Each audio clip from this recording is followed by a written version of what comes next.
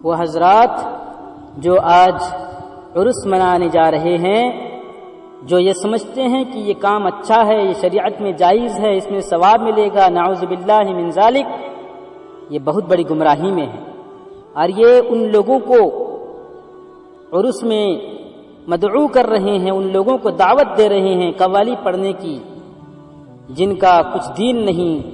جن کی زندگی اسلامی طرز سے خالی ہے، اسلامی تعلیمات سے خالی ہے، جو صرف اور صرف پیسوں کے لیے، دنیا کے مال کو حاصل کرنے کے لیے، دنیا کی جھوٹی شان کو حاصل کرنے کے لیے، دنیا والوں کی واہ واہ کو حاصل کرنے کے لیے میوزک میں قوالیاں پڑھ رہے ہیں اور پڑھتے ہیں۔ اور ہمارے نوجوان بوڑھے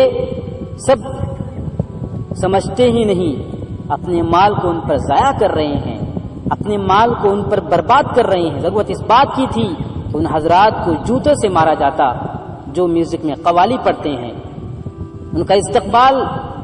ان کے گلے میں جوتوں کا ہار ڈال کر کیا جاتا، کیونکہ وہ خبیث ہیں، وہ اللہ اور اللہ کے نبی کے دشمن ہیں، وہ اللہ اور اللہ کے نبی کے دشمن ہیں،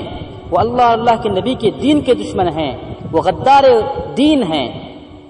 جو لوگوں کو بیوقوف بناتے ہیں۔ اور ہمارے جو مسلمان بھائی ہیں وہ اپنے مال کو ان پر برباد کرتے ہیں، گھر میں بیوی بچے پریشان حال ہیں، بچوں کو کھانے کے لیے روٹی کا انتظام نہیں، بچوں کو پہننے کے لیے کپڑے کا انتظام نہیں، بیوی کی ضروریات کو پورا کرنے کے لیے پیسہ نہیں، گھر کے دیگر لوگوں کو مدد کرنے کے لیے پیسہ نہیں، لیکن یہاں پر عیاشیاں پر عیاشیاں اور بے وقوفیوں پر بے وقوفی کی جا رہی ہے کہ اپنے پیسوں کو ایسے ناہنجار اور خبیث لوگوں پر برباد کیا جا رہا ہے جو شیطانی صفت رکھنے والے ہیں، جو شیطان کے پٹو ہیں، جو اللہ اور اللہ کے دین کے دشمن ہیں، وہ غدار ہیں، وہ غدار ہیں۔ یاد رکھیے، اپنا پیسہ اپنے گھر والوں پر خرچ کیجئے، یہ بھی دین ہے، یہ بھی عبادت ہے، اس میں بھی انشاءاللہ اللہ کے یہاں پر اجر و ثواب ملے گا کہ جو کوئی بھی شخص حلال طریقے سے ایک پیسہ بھی کماتا ہے اور پھر ان ایک پیسے کو اپنے گھر والوں پر خرچ کرتا ہے، ان کی ضرورت کو پورا کرنے کی فکر کرتا ہے، اللہ کے یہاں پر اس پر بھی اس کو بڑا اجر عظیم ملے گا۔ لیکن ایسے کام جو بہت ہی بیوقوفی والے ہیں، ایک رات قبرستان کے قریب جا کر یا قبرستان میں بھی کئی جگہ پر وہاں پر بھی بیٹھ کر لوگ قوالی پڑھتے ہیں اور لوگ سنتے ہیں، جبکہ اللہ کے نبی صلی اللہ علیہ وسلم نے قبرستان جانے کی اجازت صرف اس لیے دی تھی تاکہ لوگ وہاں جائیں اور اپنی موت کو یاد کریں، آخرت کی تیاری کریں۔ لیکن یہاں پر کیا ہو رہا ہے؟ اس کام کو کیا جا رہا ہے جو اللہ کی یاد سے غافل کرنے والی ہے، جو آخرت کی یاد سے غافل کرنے والی ہے، جو موت کی یاد سے غافل کرنے والی ہے، اور پھر اپنے آپ کو بڑا ہی دیندار سمجھا جاتا ہے۔ میرے بھائی بزرگوں، ایسے کمینوں پر اپنا پیسہ مت خرچ کیجئے اور ایسے چندہ مانگنے والوں کو واپس بھیج دیجئے، ایک پیسہ بھی مت دیجئے ان حضرات کو۔ اس مرتبہ جنہوں نے دے دیا، ان کو معلومات نہیں تھی، وہ اللہ سے استغفار کر لیں، توبہ کر لیں اور اپنی براءت کا اظہار کر لیں کہ میں اس میں شامل نہیں ہوں اور نہ میں اس کو اچھا سمجھتا ہوں، جو کچھ میں نے دیا وہ میں نے جہالت میں دیا۔ اگلی مرتبہ اگلے سال جہاں بھی عرس منایا جائے، چاہے اپنے پڑوسی گاؤں کے اندر ہو، چاہے جہاں بھی کہیں کیوں نہ ہو، اگر وہاں کے لوگ آپ کے پاس چندہ مانگنے آتے ہیں تو ان کے منہ پر جواب دیجئے ان کے کہ ہم آپ کے ان خبیث کاموں میں حصہ نہیں لیں گے، آپ کے ان کمینے کاموں میں ہم حصہ نہیں لیں گے، آپ کے ان حرام کاموں میں ہم حصہ نہیں لیں گے، بلکہ ہم تو ان لوگوں کو دیں گے جن کو دینے سے اللہ خوش ہوتا ہے، جن کو دینے کا حکم اللہ کے نبی صلی اللہ علیہ وسلم نے فرمایا۔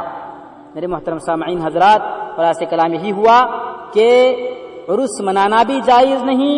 عرس کے محفل میں شرکت کرنا بھی حرام ہے، اور عرس منانے والوں کو چندہ دینا بھی جائز نہیں، حرام ہے۔ اور اسی کے ساتھ ساتھ متصلاً ایک بات عرض کر دینا بہتر سمجھتا ہوں کہ مزار کے پاس کھڑے ہو کر اگر کچھ آیات پڑھ کر جو قبر میں ہیں ان کو ثواب پہنچانے کی کوشش کی جائے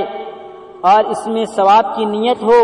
تو انشاءاللہ اس میں کوئی منع نہیں ہے، اس میں انشاءاللہ قبر والے کو ثواب ضرور ملے گا، اور ایصال ثواب جائز اور حدیث سے ثابت بھی ہے۔ لیکن اگر کوئی شخص مزاروں پر جا کر عرس مناتا ہے، پھولا چادریں چڑھاتا ہے، اگربتی جلاتا ہے، یہ سب حرام ہے، یہ بدعت ہے۔ شریعت سے ان چیزوں کا ثبوت ہی نہیں ملتا ہے۔ اور اس کے ساتھ ساتھ ایک رسم یہ منائی جاتی ہے کہ عرس کے آخری دن جو قل کے نام سے رسم ادا کی جاتی ہے، یہ بھی بدعت ہے،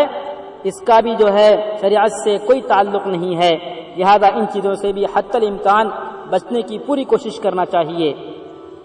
اور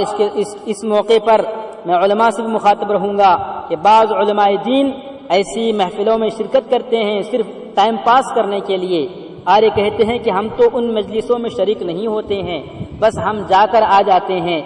میرے بھائیوں، آپ کو اللہ پاک نے دین دیا ہے،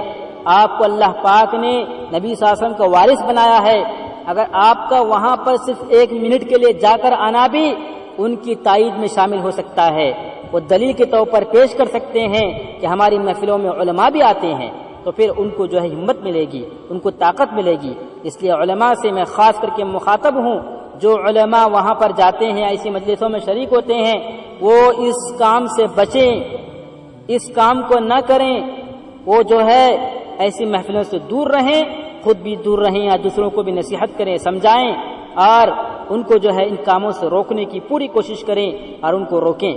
اللہ تعالیٰ سے دعا کرتے ہیں کہ اللہ تبارک و تعالی ہمیں اتباع سنت پر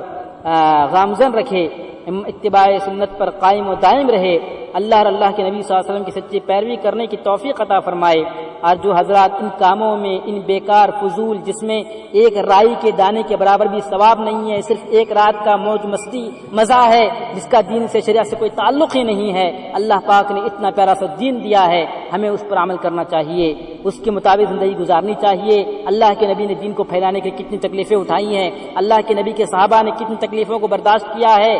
ہم سمجھتے نہیں ہیں، ہم ان تاریخ کو پڑھنا نہیں چاہتے ہیں، اور پڑھنے کے لیے وقت بھی ہم نکالتے نہیں ہیں۔ تو پھر ایسے کاموں کو جب ہم وقت نکال رہے ہیں، سمجھیے کہ یہی ایک دلیل ہے کہ یہ گئے گزرے زمانے میں جہاں پر دین سے آدمی دور ہوتا جا رہا ہے، وہاں ایسے کاموں میں جب وہ قریب ہو رہا ہے، سمجھیے کہ یہ دن کا کام ہے ہی نہیں۔ اگر یہ دن کا کام ہوتا تو ہمارے بھائی بہن، ہمارے بڑے بزرگ ایسے کاموں میں شرکت کبھی بھی نہیں کرتے۔ اللہ تعالی ہم سب کو کہنے سننے سے زیادہ عمل کرنے کی توفیق عطا فرمائے، آمین۔ السلام علیکم ورحمۃ اللہ وبرکاتہ۔